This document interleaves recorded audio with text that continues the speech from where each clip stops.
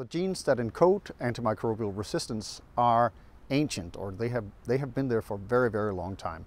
But their actual function to overcome the pressure of antibiotics is probably a new phenomenon.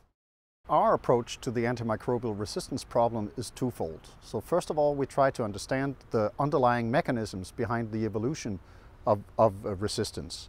And this is to understand how bacteria change the expression of their genes according to an outcoming enemy in form of a pressure from an antibiotic. The second approach is to try to find alternatives, natural alternatives to antimicrobial agents. And these alternatives are called bacteriophages, and we go to look for these in nature.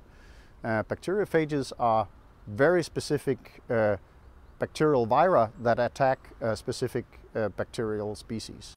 My approach to the antimicrobial resistance problem is to seek new developments. And this way, I mean chemical agents, in particular proteins. We know that certain proteins are capable of killing bacteria, but so far we haven't really been using them to a large extent in treatment of patients. So we are looking into if we can identify these compounds and hopefully one day make them a useful drug. I think in order to limit or even contain the problem of antimicrobial resistance, there cannot be any doubt that a part of it must be development of new drugs. What we've seen is that drugs like penicillin that we've been using for decades are now less efficient against important bacterial species that are a problem in the clinic. So for that reason, I think the technological developments are very important. That being said, it's also important that once these new agents are available, that they are applied in a way that will not lead to develop of new antimicrobial resistant problems. So knowledge in this area only creates value if you try to use this knowledge together with people that are normally using antimicrobial agents. So these are doctors and the food industry and other people. And there I see EU playing a big role in funding both or interdisciplinary research in this area together with industry and together with scientists. It's not enough to have people like me with a background in protein chemistry on board. We also need people with an insight on how these systems work, and that includes, for instance, the history of these large systems and government operations in this field. The European Union has a significant role in fighting antimicrobial resistance. The European Union is probably unique in that way that we have a large number of publicly operated hospital systems.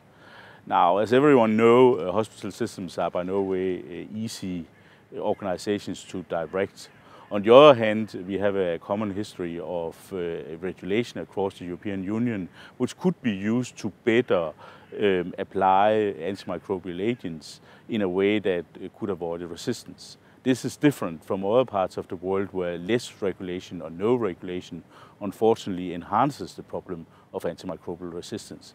Finally, let me also remark that the European Union is a research-intensive area in the world, and we have some of the best scientists and analysts in this field, which probably also will help develop new agents that could solve part of the problem.